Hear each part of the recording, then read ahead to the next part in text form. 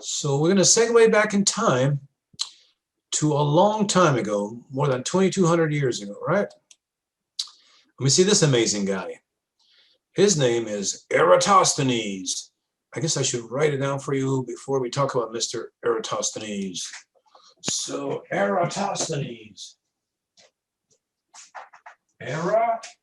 E-R-A, Eratosthenes.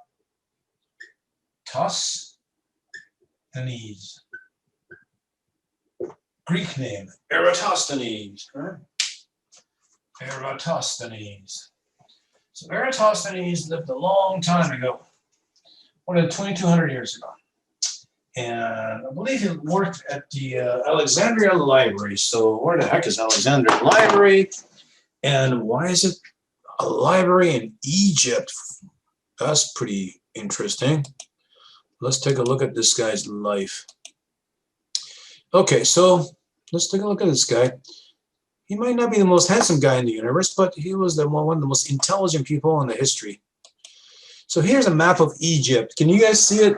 Cindy, give me one of these if you can see it. Thank you. All right. Was that your hair?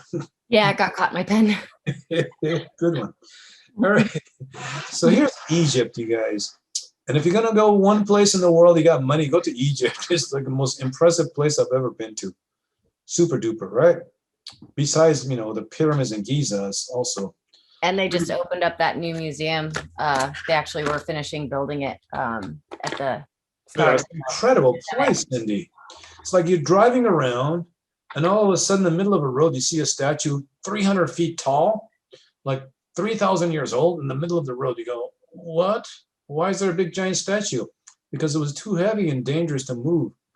So it's just a really impressive place. Now, here's the Nile. The Nile is coming from the south, and they call it the Upper Egypt. To me, this is the Lower Egypt, but they call it the Upper Egypt. So the Nile goes all the way through Aswan. There's a big dam there. They moved the entire city on top of the mountain so they can make a dam. So U.S. Corps of Engineers, they cut the rocks of all these ancient temples, and they moved it to the top of the mountains before it got flooded. Amazing job of engineering. So then Aswan, you can get a boat and you go all the way to Luxor here, where there's Karnak Temple. On the east side, there's party time. On the west side is where the sun sets. That's where all the dead people are buried, all their dead kings. It's called the Valley of the Kings. And then you go farther north, you get to Cairo and Giza, where all the pyramids are. And if you keep going north, you get to a place called Alexandria. And this is called a delta. You see, Nile splits up like this.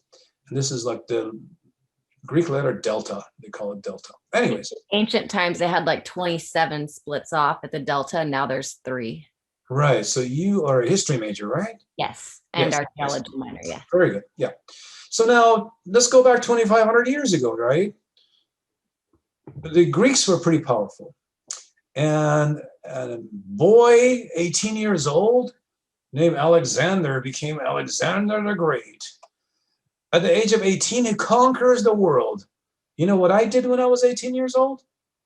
Something much more dangerous than conquering the world. I got married at 18. So there you have it. That's even more dangerous than conquering the world, you guys. Don't try it at home. Anyways, just kidding.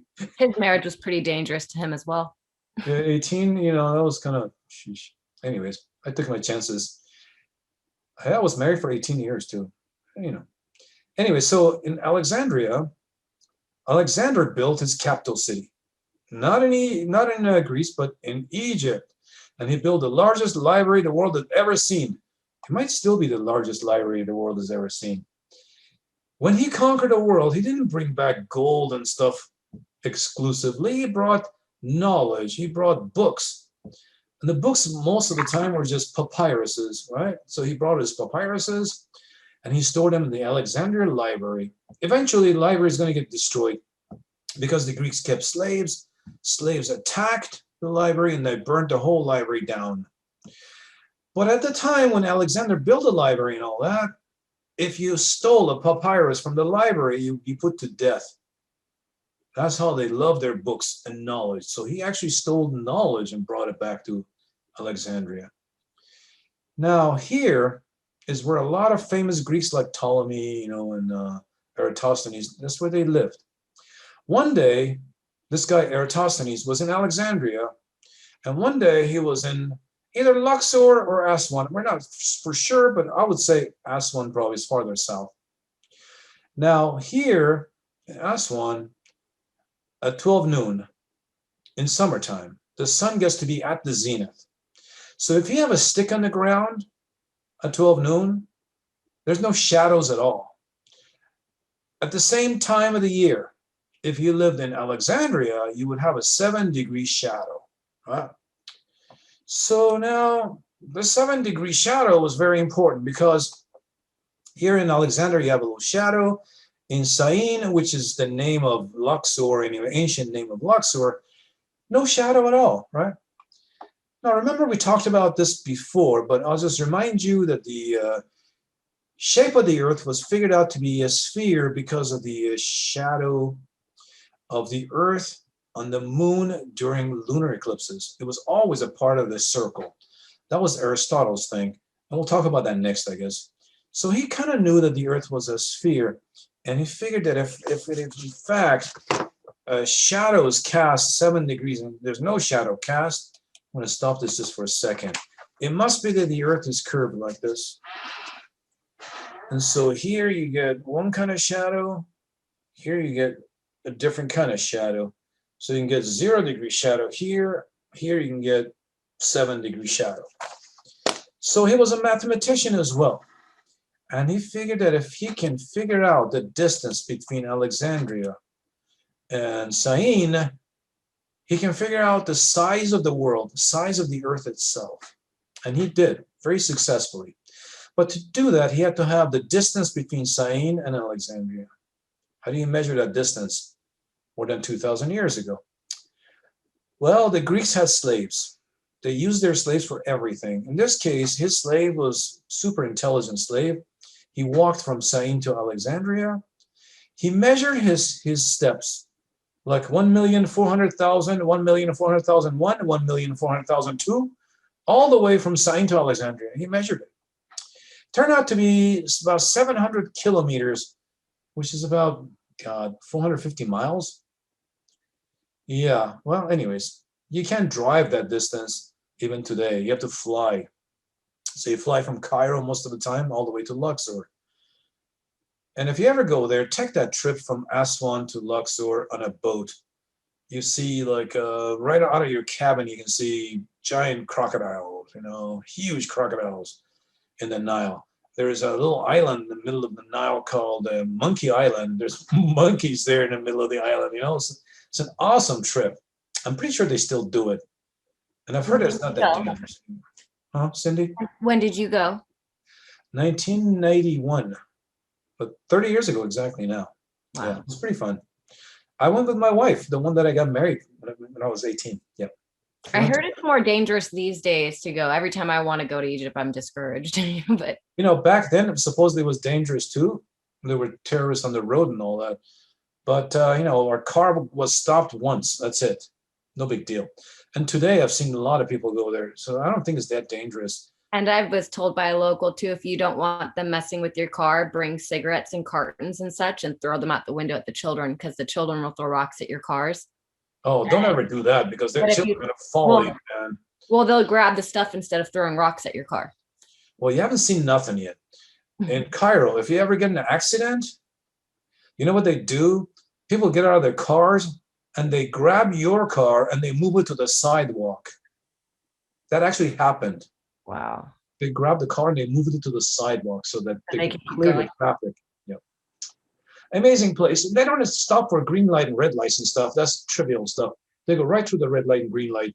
If there's a cop there, they don't even listen to the cop. They might even run the cop over, It's like an amazing place. Anyways, go there. Yeah, the tip I got for throwing cigarettes out your car was from my friend who lived in Iran or Iraq, and his dad would order cars, and his butler would bring the cars to the dad, and that's how he would get them without being damaged. No, I used to go to Saudi Arabia to build a Crown Prince observatory in Saudi Arabia. Wow.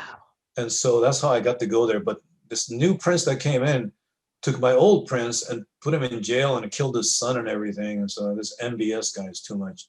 Anyways, so it happens.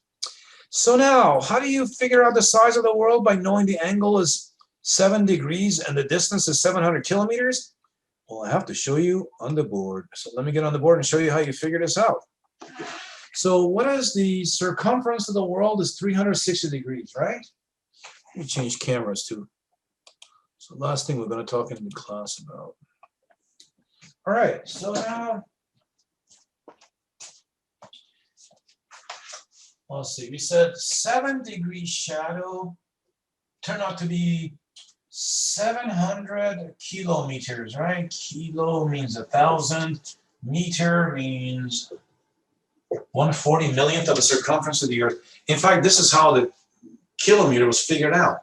Kilometer is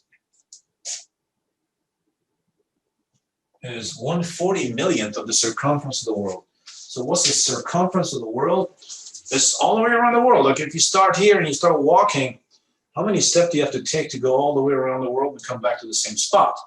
That's the circumference of the world. Would you mind repeating that? Kilometer is?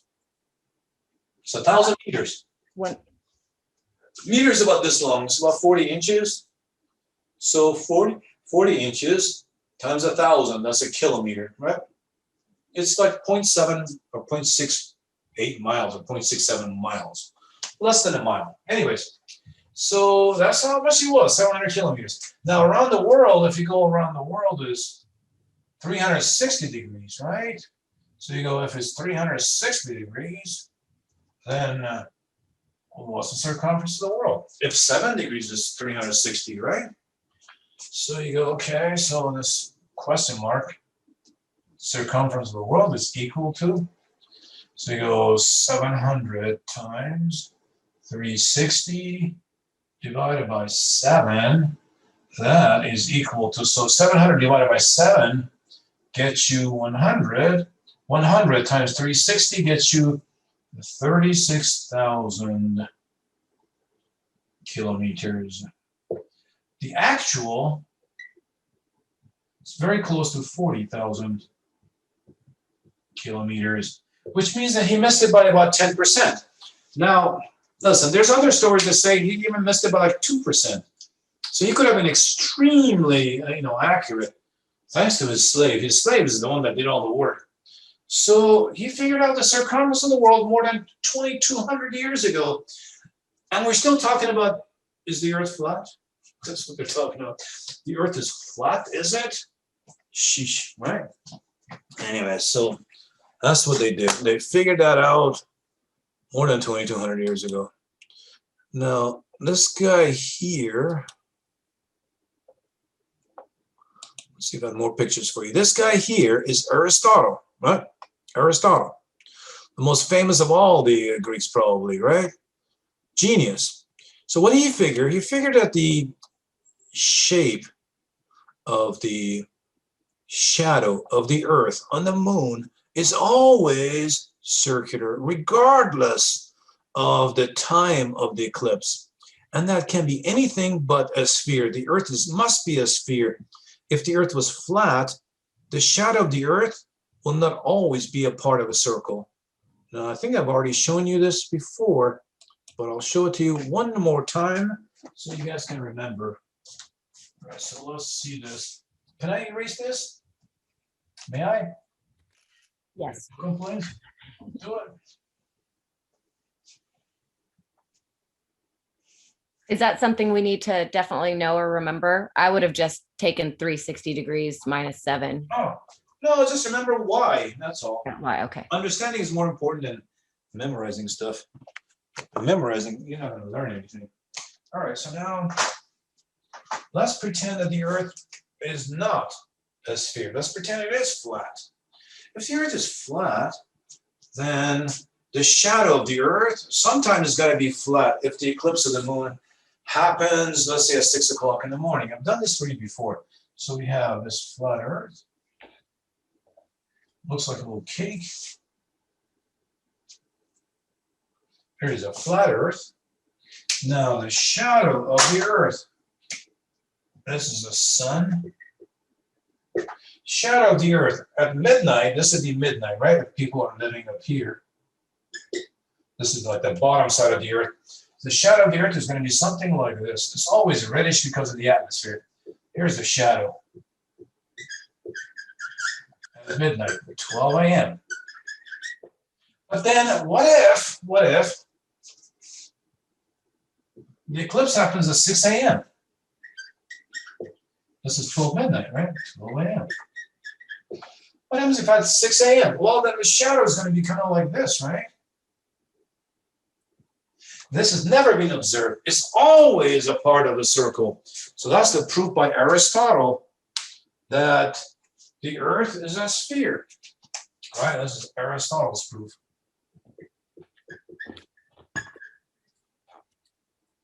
Now, the only other question was, what's holding up the Earth in space? Huh? I mean, why isn't the Earth just falling down? And the answer is, does anybody know the answer? A dude was holding it. Cindy knows. It's the, what is it? Turtles. Turtles here. So here's a turtle pulling up the Earth.